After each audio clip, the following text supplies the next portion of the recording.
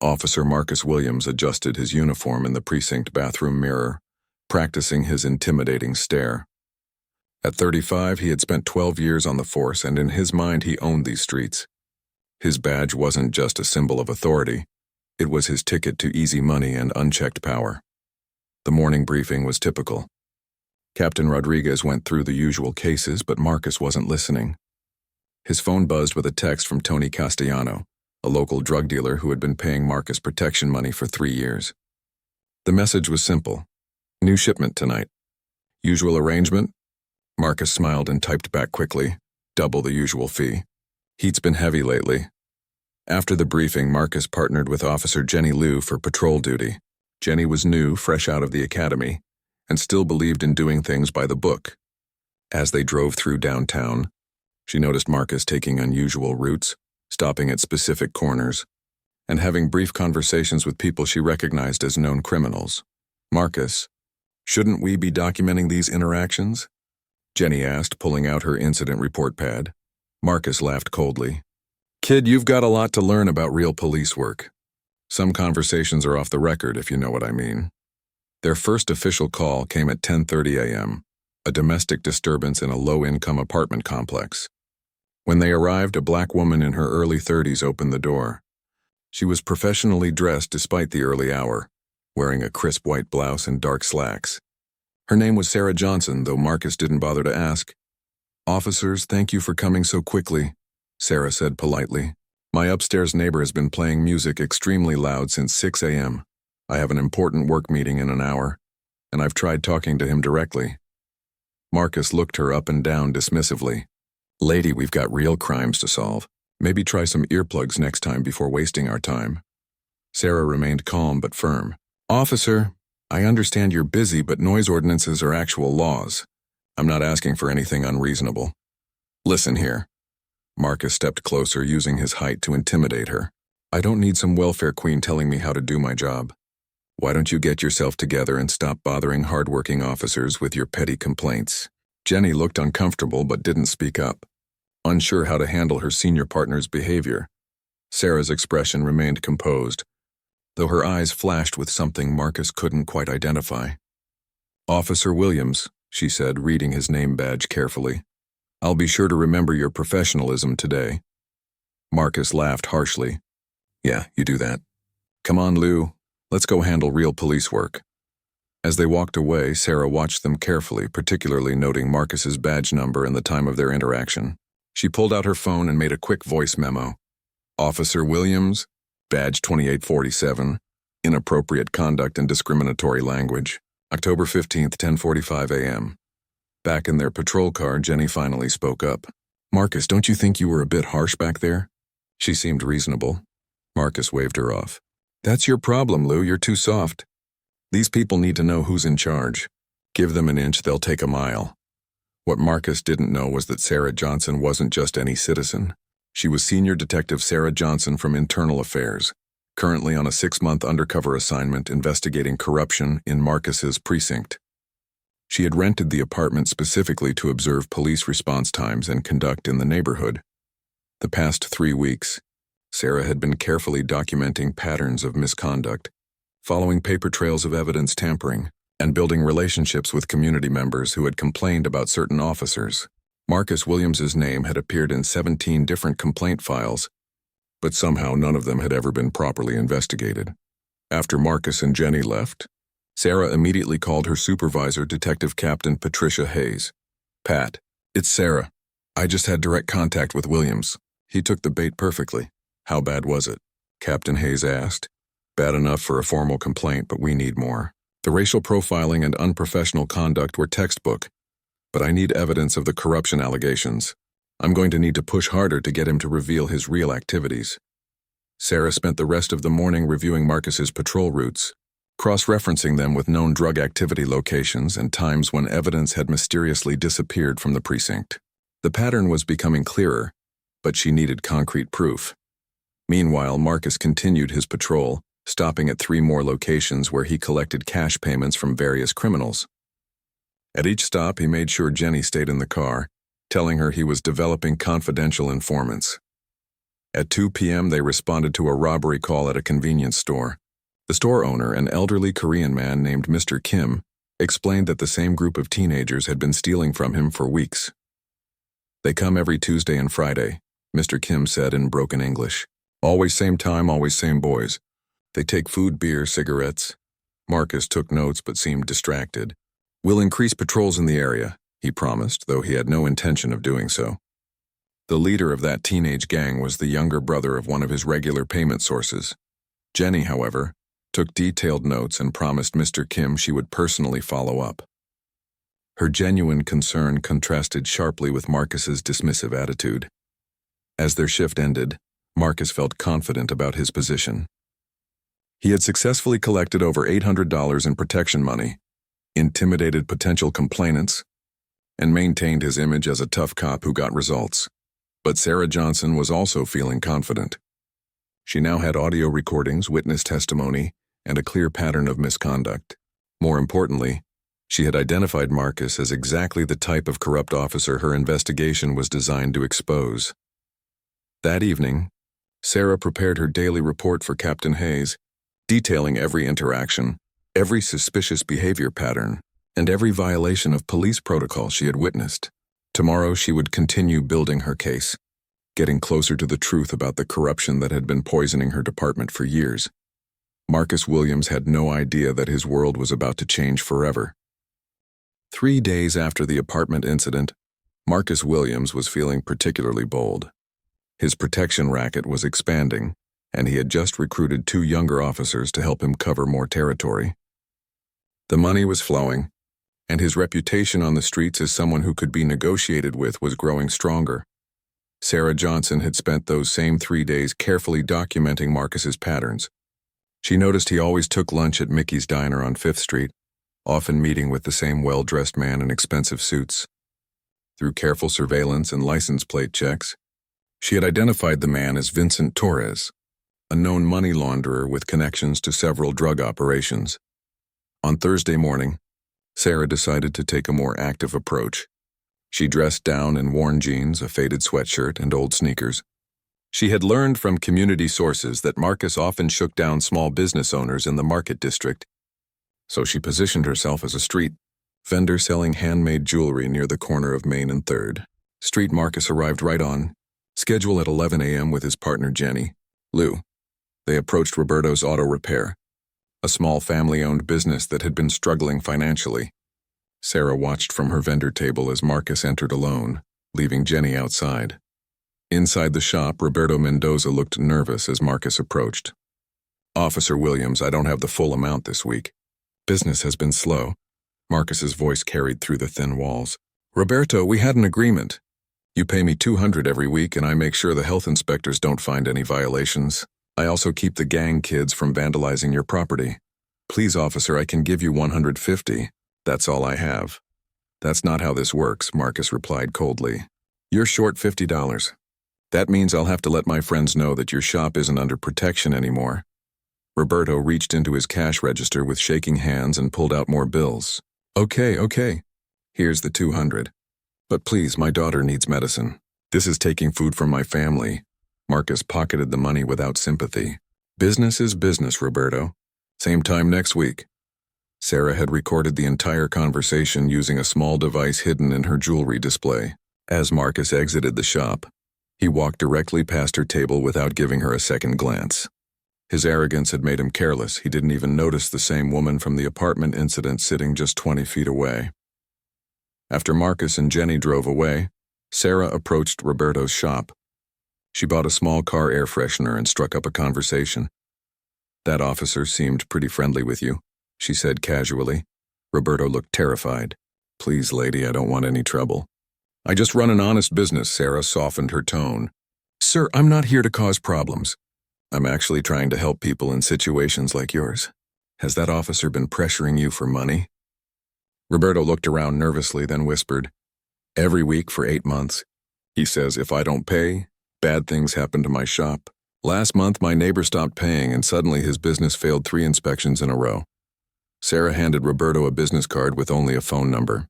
"If you ever want to talk about this confidentially, call that number. You don't have to live in fear. Meanwhile, Marcus was having his usual lunch meeting with Vincent Torres at Mickey's Diner. Vincent slid an envelope across the table containing $2,000 in cash. "This is for looking the other way during tomorrow night's delivery," Vincent said quietly. "The trucks will be at Warehouse 7 between midnight and 2 a.m. Make sure there are no patrol cars in that area." Marcus counted the money discreetly. "Consider it done. But I'm going to need more guys to help control the whole district. My cut should increase accordingly," Vincent nodded. "We can discuss expansion, but remember, Marcus, the moment you become a liability instead of an asset, our friendship ends permanently." The threat was subtle but clear. Marcus had seen what happened to people who crossed Vincent's organization, but the money was too good to walk away from. After lunch, Marcus received a call about a break-in at an electronics store.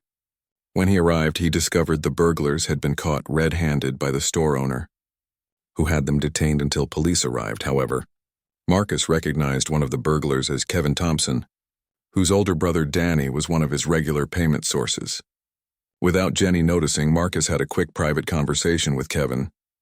"Your brother's going to owe me big for this," Marcus whispered. "I'll handle the paperwork, but this is going to cost extra." Marcus then deliberately contaminated the evidence by handling stolen items without gloves and failing to properly document the chain of custody. When he filed his report, he claimed the evidence was insufficient and the store owner's testimony was unreliable. The store owner, Mr. Park, was outraged. "Officer, I saw them taking my merchandise with my own eyes. How can you say there's not enough evidence?" Marcus shrugged. "Sometimes these cases just don't hold up in court. Sorry, but there's nothing more I can do." Sarah had been monitoring police radio frequencies and arrived at the scene just as Marcus was leaving. She spoke with Mr. Park, who was still frustrated and angry. "That officer didn't even try to build a proper case," Mr. Park complained. "It was like he wanted those criminals to go free." Sarah documented everything, adding another piece to her growing evidence file. She was building a comprehensive picture of Marcus's corruption, but she needed to catch him in the act of something bigger, to make charges stick definitively. That evening, Sarah met with Captain Hayes at a secure location outside the city. "I've got him on extortion, evidence tampering, and interfering with investigations," Sarah reported. "But I need to get inside his bigger operation." Captain Hayes looked concerned. "Sarah, this is getting dangerous. If he's connected to Vincent Torres, you're dealing with serious criminals who won't hesitate to hurt a cop." "I know the risks," Sarah replied. "But this corruption is destroying community trust in the entire department. Marcus Williams isn't just a bad cop. He's the center of a network that's turning our badge into a criminal enterprise." Captain Hayes nodded grimly. "What's your next move?" Sarah smiled with determination. "Tomorrow night, Marcus is clearing the area around Warehouse 7 for what I believe is a major drug shipment. I'm going to be there to document everything. It's time to catch him red-handed." As Sarah prepared for what could be the most dangerous night of her investigation, Marcus was at home counting his money and planning how to expand his operation. He had no idea that every move he made was being carefully documented by the professional, determined woman he had dismissed and insulted just days earlier. The trap was closing around Officer Marcus Williams, and the person setting it was someone he had completely underestimated. Friday night at 11:30 p.m., Sarah Johnson positioned herself in an abandoned building across from Warehouse 7. She had spent hours preparing surveillance equipment, including night vision cameras, audio recording devices, and a direct communication line to her backup team stationed 2 miles away. Marcus Williams was already at work, using his patrol car to block access roads leading to the warehouse district. He had convinced the dispatcher that he was investigating reports of vagrant activity in the area, ensuring no other officers would accidentally stumble into the operation. At exactly midnight, 3 unmarked trucks arrived at the warehouse. Sarah watched through her night vision scope as Marcus personally guided the vehicles to the loading dock. Vincent Torres stepped out of a black sedan and Sarah could see him handing Marcus a thick envelope. "Phase 1 complete," Sarah whispered into her radio. "Subject is actively participating in what appears to be a major drug delivery operation." Through her directional microphone, she could hear fragments of conversation between Marcus and Vincent. "Your end of the district is completely clear?" Vincent asked. Marcus nodded confidently. "I've got 3 other officers covering the perimeter roads. Nobody gets through without my approval. Sarah's blood ran cold as she realized the scope of Marcus's corruption. He wasn't working alone. He had recruited other officers into his criminal network. This was bigger than anyone had suspected. For the next 90 minutes, Sarah documented everything. Workers unloaded dozens of boxes from the trucks, transferring them into smaller vehicles. Marcus wasn't just providing security. He was actively directing traffic flow and coordinating the entire operation like a logistics manager. At 1:45 a.m., disaster nearly struck Sarah's investigation. A security guard from a nearby building noticed her surveillance position and approached to investigate. If he discovered her and made noise, it would expose her presence to Marcus and his criminal associates. Sarah quickly made a decision. She approached the security guard directly, showed him her internal affairs badge, and explained she was conducting an undercover investigation. The guard, an older man named Charles, immediately understood the seriousness of the situation. "Ma'am, I've been working security in this district for 15 years, Charles whispered.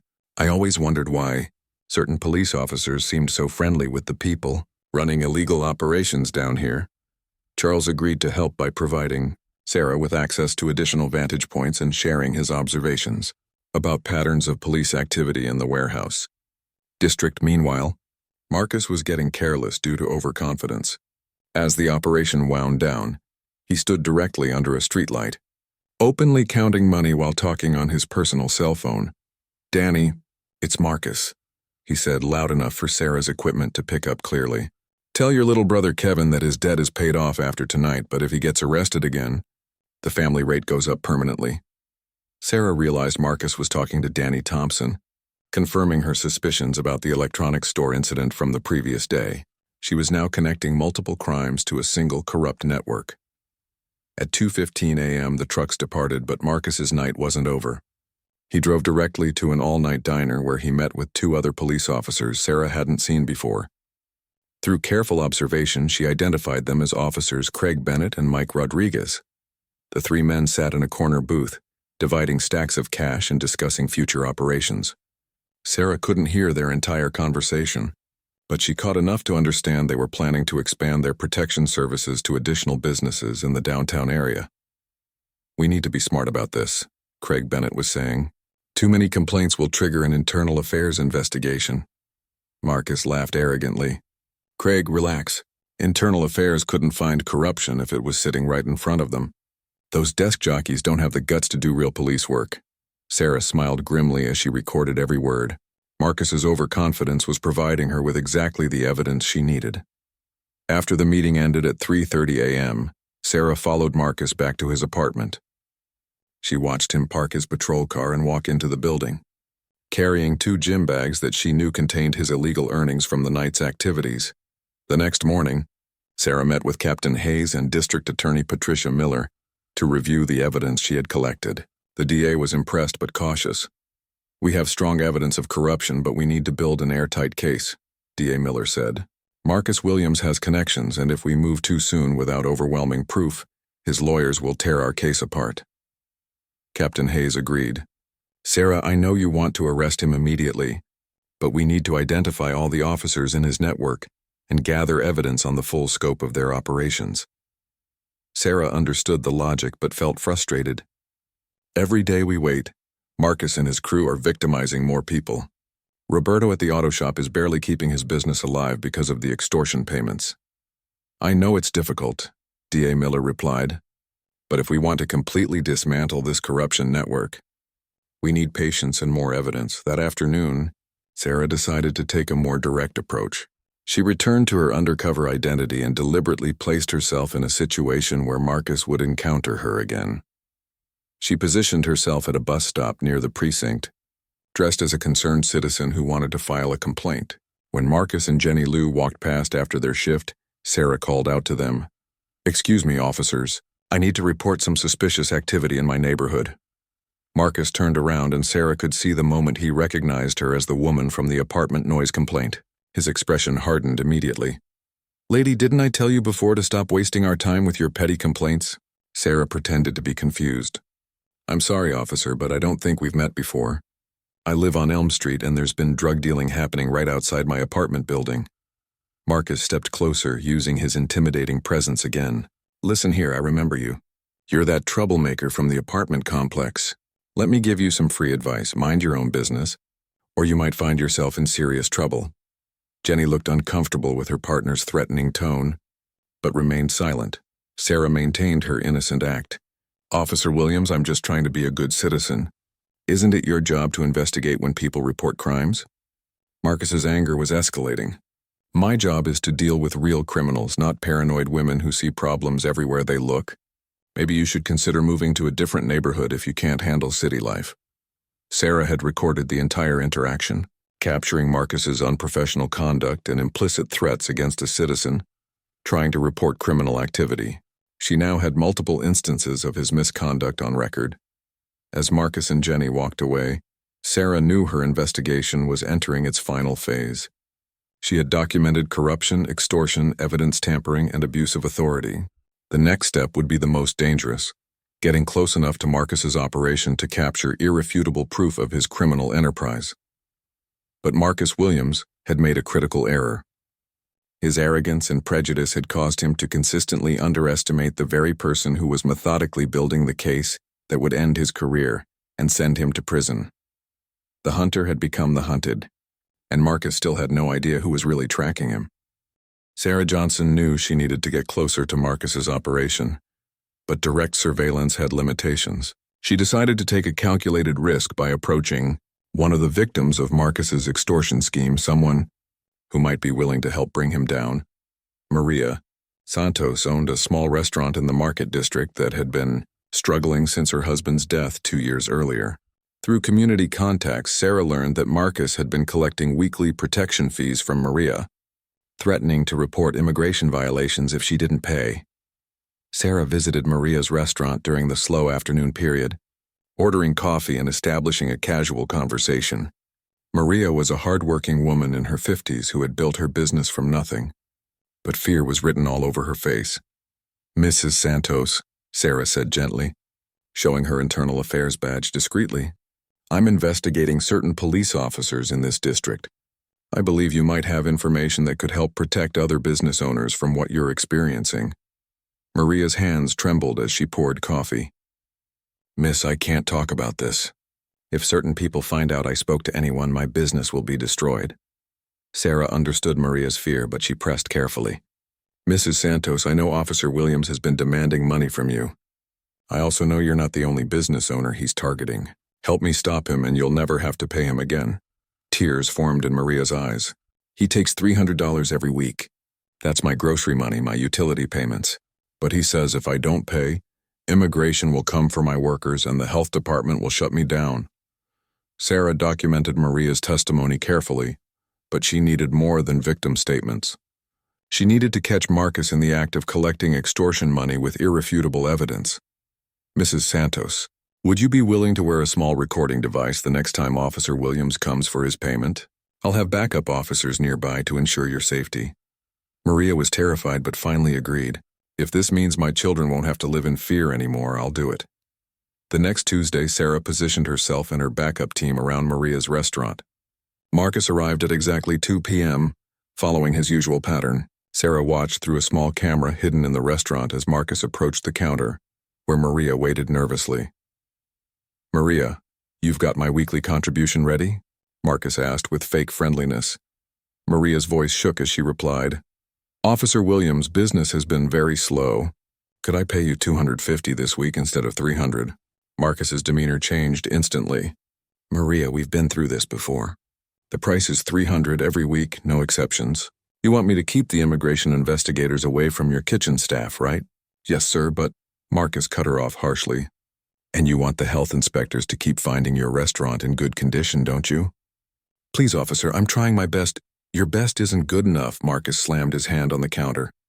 $300 right now or I make one phone call and this place gets raided tomorrow morning. Maria reached into the cash register with shaking hands and counted out the money. Here's the $300, Officer Williams. Marcus pocketed the cash and smiled coldly. See how easy that was?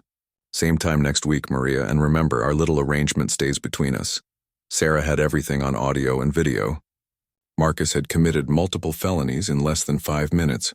Extortion, abuse of authority, making false threats, and accepting bribes. But as Marcus left the restaurant, Sarah noticed something that made her blood run cold. Vincent Torres was sitting in a car across the street, watching the entire transaction. This wasn't just Marcus operating independently. He was reporting to a larger criminal organization.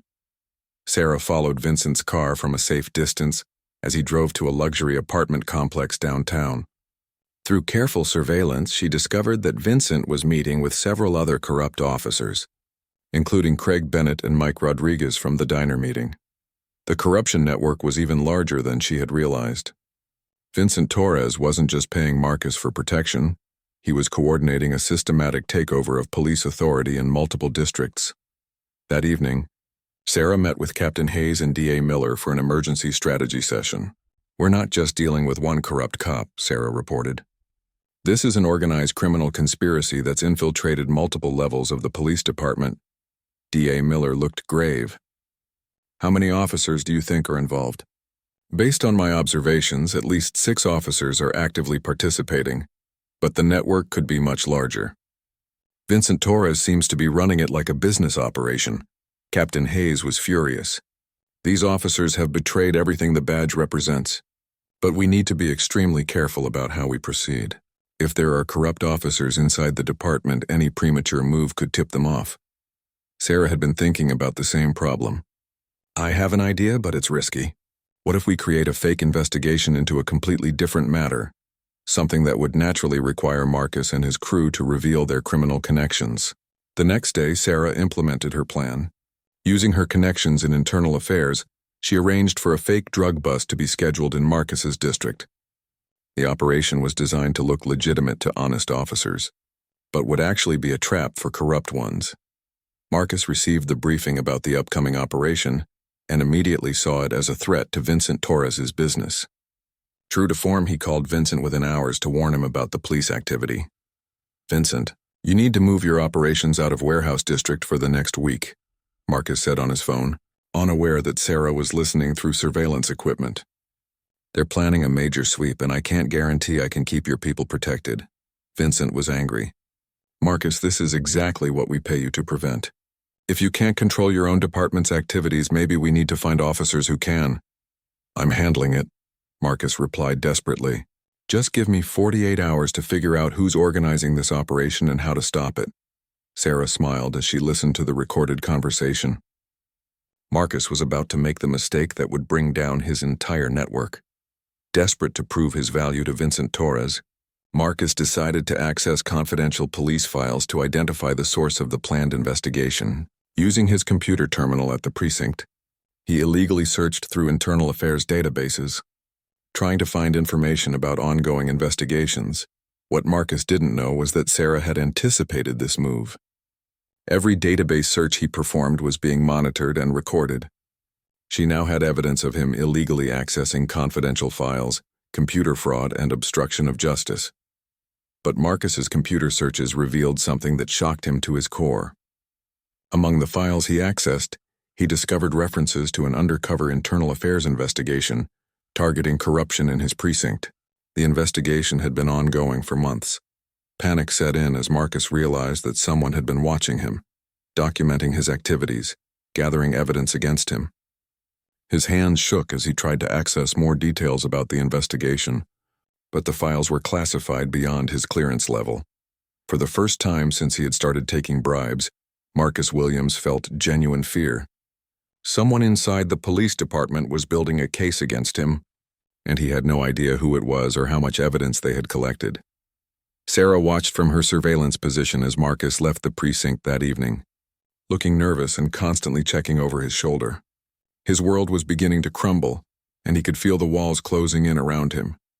The investigation was entering its final phase, and Sarah knew that Marcus's desperation would soon force him into making the critical mistakes that would provide the final pieces of evidence needed to arrest him and dismantle his entire criminal network. The corrupt officer who had mocked and dismissed her was about to learn that his biggest mistake wasn't just taking bribes, it was underestimating the professional, dedicated detective who had been systematically documenting every crime he committed. Marcus Williams spent a sleepless night consumed by paranoia and fear. His illegal search through internal affairs files had confirmed his worst suspicions. Someone was investigating him, but he couldn't identify who. Every colleague now seemed like a potential threat. Every conversation might be recorded, every move could be monitored. The next morning, Marcus made a desperate decision. He called in sick and drove directly to Vincent Torres's office, demanding an emergency meeting. Vincent operated his money laundering business from a legitimate-looking financial consulting firm downtown, complete with professional staff and expensive furniture. "Vincent, we have a serious problem," Marcus said, pacing nervously in the office. "Internal Affairs is investigating corruption in my precinct. They might already know about our arrangement." Vincent leaned back in his leather chair, studying Marcus with cold calculation. "Marcus, when I started paying you 3 years ago, you assured me you could handle police business without complications. Now you're telling me you can't even protect yourself from your own department?" "I can fix this," Marcus pleaded. "But I need to know if any other officers in our network have been contacted by investigators. If we coordinate our stories—" Vincent cut him off. "There is no we in this situation, Marcus. You're the one with the badge, you're the one taking the risks, and you're the one who gets paid to solve these problems." What neither Marcus nor Vincent realized was that Sarah Johnson had been monitoring Vincent's office for the past week. Using long-range surveillance equipment from a building across the street, she was recording their entire conversation. "I could eliminate the investigation," Marcus said desperately. "If I can identify who's running it, I might be able to discredit them or destroy evidence." Vincent's expression grew dangerous. "Marcus, are you suggesting you would harm a fellow police officer?" Marcus hesitated, realizing he had crossed a line even Vincent wasn't comfortable with. "No, I just meant maybe transfer them out of the department or find something to get them in trouble." Sarah documented every word, adding conspiracy charges to the growing list of crimes she could prove against Marcus. His desperation was making him reckless, and he was digging himself deeper into criminal liability with every statement. After leaving Vincent's office, Marcus returned to work but was visibly agitated throughout his shift. His partner Jenny Lou noticed his strange behavior and finally decided to speak up. "Marcus, you've been acting really weird lately. Is everything okay?" Marcus looked at Jenny with sudden suspicion. "Why are you asking? Has someone been talking to you about me?" Jenny was taken aback by his aggressive response. "I'm just concerned about you as a partner. You seem stressed and paranoid." "Who else have you been talking to about me?" Marcus demanded. "Have any supervisors asked you questions about our patrols or activities?"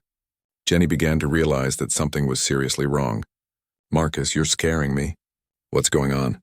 Instead of answering, Marcus spent the rest of their shift studying Jenny's every move, wondering if his own partner was gathering information against him. His paranoia was destroying his judgment and making him suspicious of everyone around him. That afternoon, Sarah decided it was time to accelerate her investigation. She had enough evidence to arrest Marcus for multiple felonies, but she wanted to capture his entire criminal network in one coordinated operation. Sarah arranged for a fake emergency call to be dispatched in Marcus's patrol area, a reported armed robbery at a jewelry store that didn't actually exist. She knew Marcus would respond, and she planned to use the fake call as an opportunity to observe his reaction under pressure. When the emergency call came through, Marcus and Jenny rushed to the reported location, but when they arrived, the jewelry store was closed and showed no signs of any criminal activity. "This doesn't make sense," Jenny said, checking the address against their dispatch information. "The call said there was an armed robbery in progress, but everything looks normal." Marcus immediately became suspicious. "Jenny, this feels like a setup. Someone called in a fake emergency to get us here." His paranoia was actually correct. It was a setup, but not the kind he imagined. Sarah was positioned nearby, documenting his response to unexpected situations and studying his behavior patterns. Marcus called the dispatcher to report that the emergency call appeared to be false, but his voice was shaky and nervous. "Dispatch, this is Unit 247. We're at the reported robbery location, but there's no evidence of any criminal activity. Requesting backup to search the area." The dispatcher, who was actually working with Sarah's investigation team, responded professionally. "Unit 247, backup is not available at this time. Please conduct a thorough investigation and file a complete report." Marcus's hands were trembling as he hung up the radio. Everything felt wrong to him. The fake call, the lack of backup, the strange responses from dispatch. He was beginning to suspect that the entire police department was involved in investigating him. "Jenny, I think we should leave," Marcus said abruptly. "This whole situation smells like a trap." Jenny was confused by her partner's bizarre behavior. "Marcus, we're supposed to investigate when we respond to calls, even if they turn out to be false alarms. That's basic police work." Marcus looked at Jenny with growing suspicion. "How do I know you're not part of whatever is happening to me?" That was the moment Jenny Lou realized her partner had serious problems that went far beyond work stress. "Marcus, I think you need to talk to someone. You're acting paranoid and irrational." Instead of listening to Jenny's advice, Marcus made a decision that would seal his fate. He decided to confront the investigation directly by trying to identify and intimidate whoever was gathering evidence against him. That evening, Marcus returned to the precinct after hours, using his access card to enter the building when most officers had gone home. He planned to break into internal affairs files to discover the identity of whoever was investigating him. What Marcus didn't realize was that his after-hours access was being monitored. Sarah had arranged for security cameras to track his movements, and she was watching from her command center as he made his way through the building. Marcus accessed a computer terminal in the Internal Affairs Department and began searching through confidential files. His desperation had made him careless. He was leaving digital fingerprints on every file he opened, creating an electronic trail of his illegal activities. As he searched through investigation records, Marcus finally found what he was looking for. A file labeled Operation Clean Sweep contained references to corruption in his precinct, surveillance activities, and undercover operations. But the investigator's name was redacted from all the documents he could access. Frustrated and increasingly desperate, Marcus decided to take a different approach. He began searching through personnel files, looking for any internal affairs detectives who might be working undercover in his district. Sarah watched on her monitor as Marcus committed multiple federal crimes: unauthorized access to government computers, violation of privacy laws, and obstruction of justice. Each keystroke was being recorded as evidence against him. Then Marcus made his biggest mistake. In his paranoid state, he decided to access files related to recent civilian complaints in his patrol area. He wanted to identify anyone who might be gathering information about his activities or working with internal affairs. As he scrolled through complaint records, one name appeared multiple times in recent reports: Sarah Johnson, the same woman who had filed the noise complaint at the apartment complex, the same woman who had approached him about suspicious activity in her neighborhood. Marcus stared at the computer screen in shock. Sarah Johnson had filed complaints about police misconduct, had been present at multiple incidents involving his patrol unit, and had even requested specific officers by badge number in her reports. That woman, Marcus whispered to himself. She's been watching me this whole time. But Marcus still didn't understand the full truth. He assumed Sarah Johnson was just a persistent civilian complainant, not realizing she was actually the internal affairs detective who had been systematically building a case against him for months. In his paranoid rage, Marcus decided to pay Sarah Johnson a visit. He looked up her address from the complaint files and decided to confront her directly, planning to intimidate her into stopping her harassment of police officers. Sarah was at her real apartment across town when her surveillance team alerted her that Marcus was accessing files and appeared to be targeting her. Undercover identity. She immediately understood the danger. If Marcus confronted her at the fake apartment, her investigation could be compromised, and she could be in physical danger from a desperate, corrupt officer. "All units, this is Detective Johnson," she radioed to her backup team. "Subject has identified my undercover address and may be planning to confront civilian identity. Moving to intercept and document any illegal actions." Sarah quickly drove to her fake apartment building and positioned herself where she could observe Marcus's arrival while remaining hidden.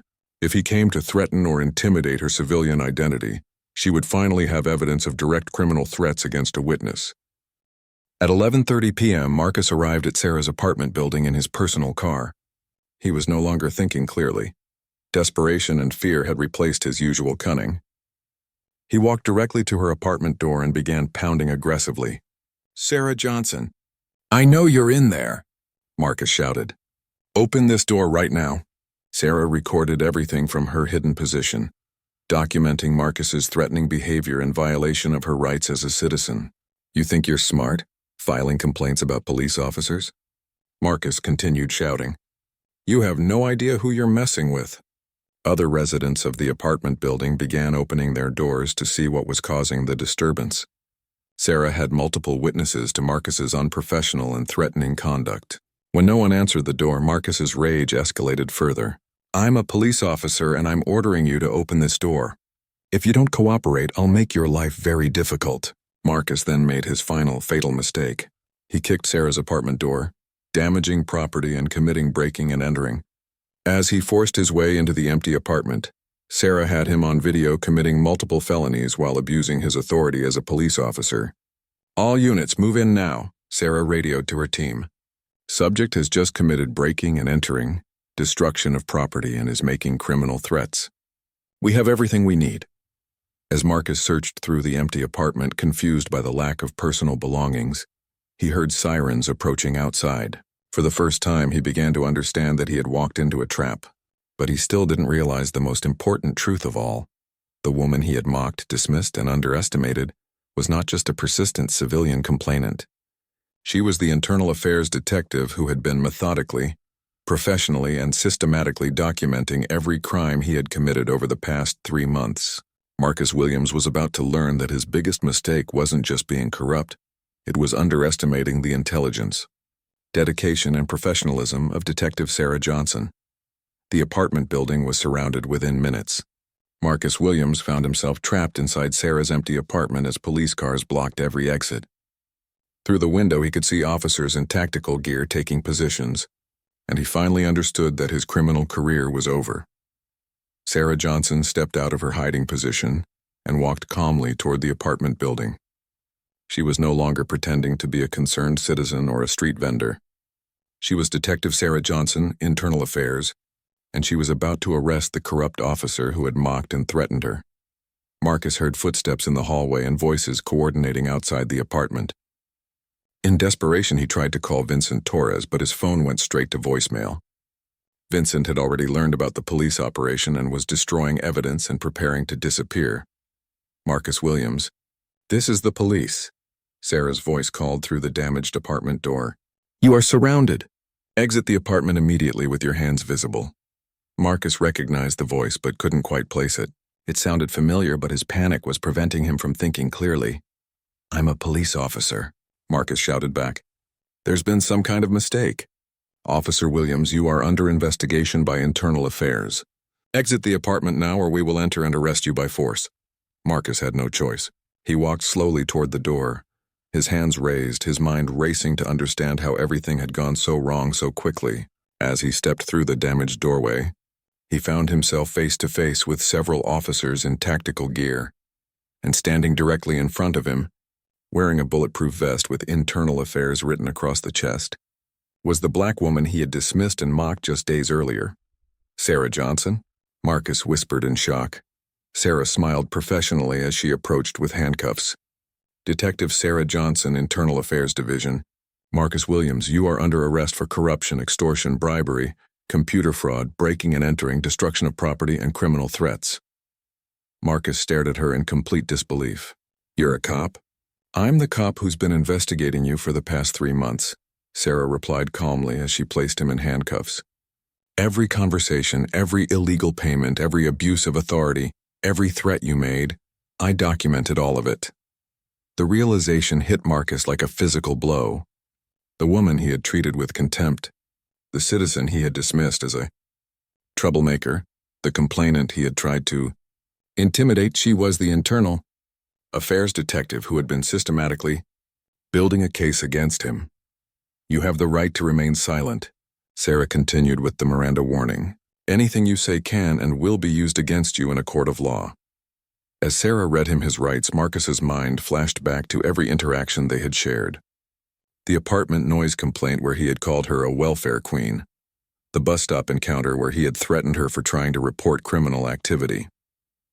His arrogant assumption that Internal Affairs investigators were desk jockeys who couldn't do real police work. "You played me," Marcus said weakly. Sarah finished the Miranda warning before responding. Officer Williams, I didn't play you. I did my job. You exposed yourself through your own criminal actions and unprofessional conduct. As they led Marcus to the police car, news crews were already arriving at the scene. The arrest of a corrupt police officer was major news, especially one connected to organized crime and a larger corruption network.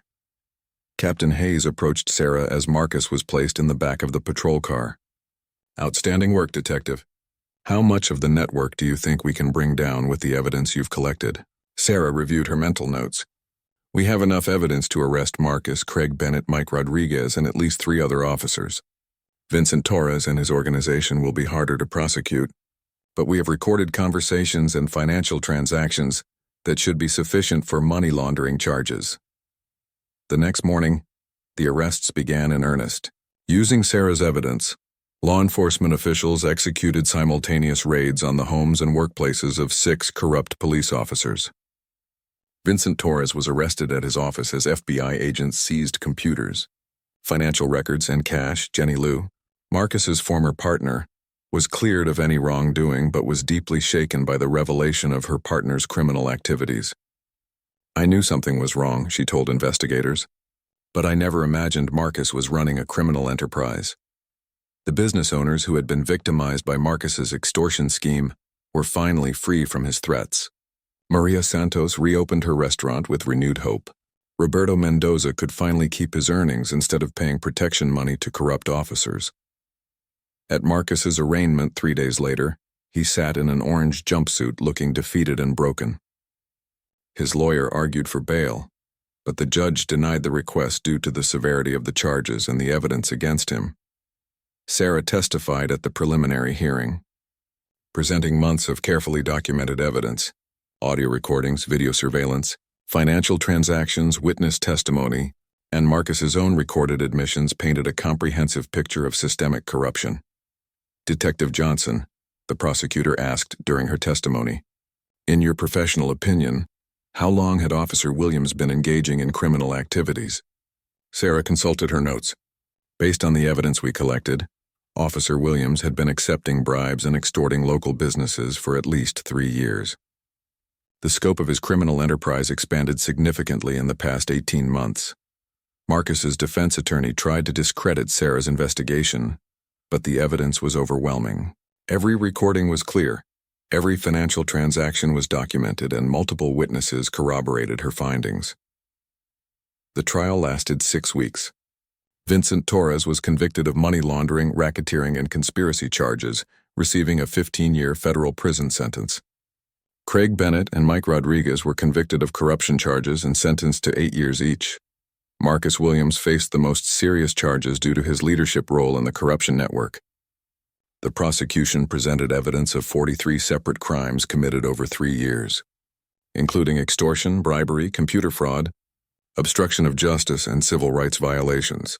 On the final day of testimony, Sarah took the stand one last time to summarize the investigation.